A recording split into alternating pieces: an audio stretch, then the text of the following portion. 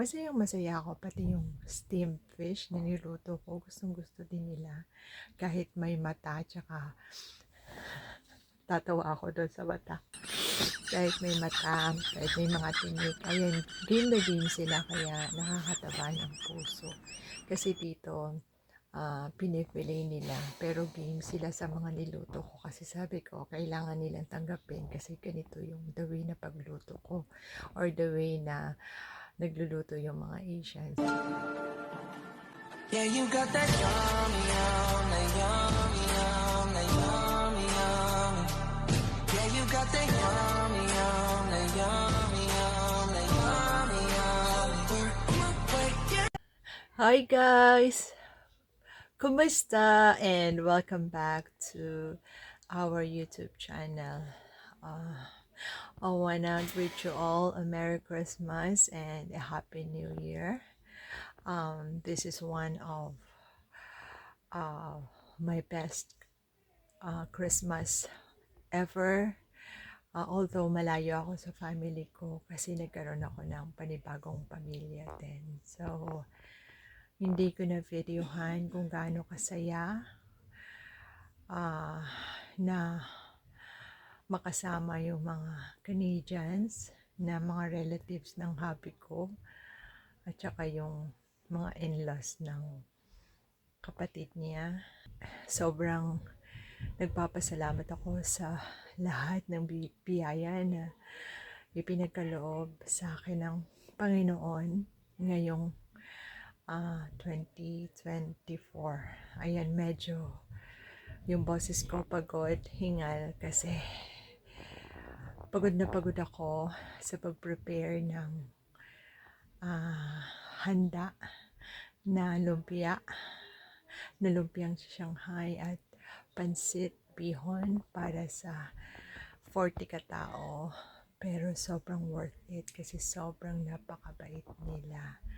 Yung akala mo talaga meron kang family dito, although nag-iisa ka lang.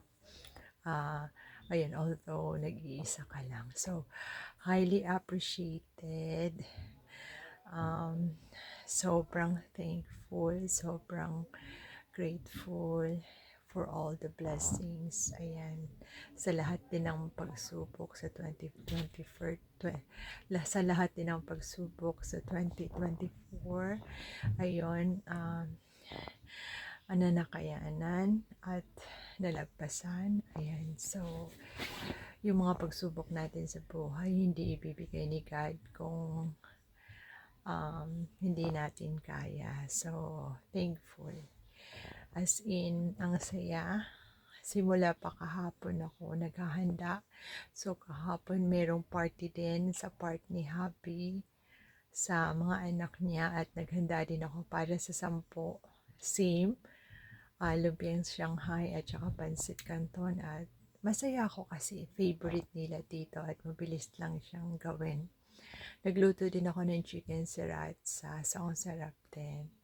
Tapos yung mango graham na ginagawa ko, favorite din nila. Tsaka yung chicken macaroni salad, tsaka yung fruit salad. Ayan, so masayang masaya ako. Pati yung steamed fish na niluto ko, gustong gusto din nila. Kahit may mata, tsaka tatawa ako doon sa mata. Kahit may mata, kahit may mga tinik, ayan, game na game sila, kaya nakakataba ng puso.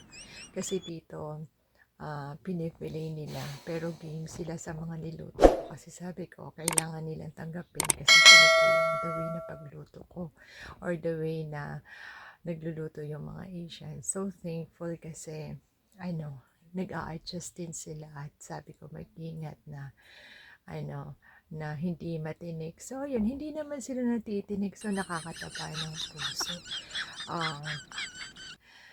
Kung kaya ko lang talagang i-cover kung may time. Kaso, hindi talaga kasi busy sa pagluluto. Tapos, syempre, gusto ko ring makipagsalamuha sa kanila kahit nagno-split ako. Tapos, at the same time, syempre, tumutulong din sa pag-organize. So, para sa akin, I guess, is ang pinakamahalagang rason kung bakit pipiliin mo rin na magtrabaho dito kasi napaka bait ng mga tao dito. Napakabuti nila. Yung, I don't know, parang lahat sila mabuti. I don't know kung merong may masama sa kanila, but majority talagang mabuti. As in, wala pa akong na-meet na hindi mabuti. Kaya talagang, for me, kung nangangarap ka talaga na mga ibang bansa, tapos yung hindi ka mahirapan na makikitungo sa ibang lahi, tapos yung bibigyan ka ng mga magandang benefit, tapos hindi ka mahirapang mag-adjust, feeling ko talaga ito yung lugar para sa iyo. Kasi sa 6 na buwan ko dito, syempre, ah, yung asawa ko nga, hindi naman siya Pinoy, taga rito siya. So far, talagang totoo yung mga kaibigan ko at mga pinsan ko na talagang sabi nila mababait sila. Aside sa mabait, napakaganda ng lugar na to. Ayun. Pero may mga lugar talaga na may snow. So, sa mga hindi mahilig or hindi kakayanin yung snow, siguro i-google nyo na lang or i-YouTube yung mga hindi masyadong mas snow na lugar. Tapos dun kayo mag-apply ng work. Meron dito, excuse me, like McDonald's, maraming Filipino workers sa Fort Francis. Sa Winnipeg, maraming Filipino workers sa Seafood City. Yung Seafood City na yun parang supermarket siya para sa Asia, para sa mga Asian people. Maraming pagkain doon na Asian. Actually, para siyang ginawa siya for Asian people. So, napakarami. So, halos lahat ng nagtatrabaho doon, mga Pilipino sa Winnipeg. Sa Jollibee, meron din sa McDonald's. Maraming mga ITs, maraming mga engineers, maraming nurses. Napakaraming Pilipino na nandun. Kasi tulad nga ng sinabi ko nung nag-attend kami ng parade doon, sobrang dami.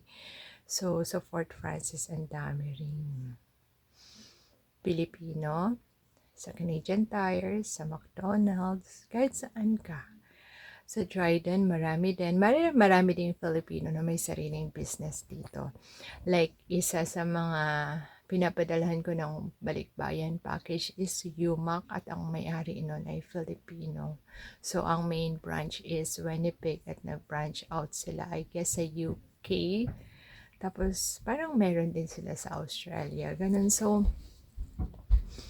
talagang para sa akin, kung nangangarap ka talaga, tapos gustong-gusto mong mangibang bansa at yung ma-feel mo na parang nasa Pilipinas ka lang dahil sa sobrang bait ng mga tao, piliin mo yung lugar na to. Ayun, so paano mag-apply ulit? Piliin nyo yung mga legit na mga agency na naghahanap ng trabaho dito like Jollibee, McDonald's, gasoline station like Caltex, meron ding 7-Eleven, minsan Starbucks, ganon. So, yun, hanapin nyo yung ganon para para pag nag-apply kayo, hindi kayo maloko, hindi kayo maging biktima ng scam. So, ganun. So, yun lang guys. Kasi talagang napagod ako, pero masaya. Masaya talaga ako na nakasalamuha ko sila at sobrang dami nila. Hindi na sila 40, more than 40. At ang saya lang that mula sa bata hanggang sa matanda talagang super duper nice nila. Yung kumbaga parang welcome na welcome ka, hindi ka ma-out of place. But of course, para hindi ka ma-out of place, kailangan talaga very friendly ka rin, very approachable ka rin at huwag kang mahiya. Kahit mali-mali yung English mo, ang importante, marunong kang makisama. So, I guess yung importante talaga is yung marunong kang makisama at yun, na-train mo yung sarili mo kung paano makitungo sa ibang tao. Ayun, so, yun lang guys for today at once again, Merry Christmas and advance Happy New Year to each and every one of you. I wish everyone good health, abundance, healing for those who needs healing, and then love, of course, peace, forgiveness, happiness, and hope, of course, faith. Ayan. So, thank you guys, and hanggang sa susunod naming video. Thank you! Bye!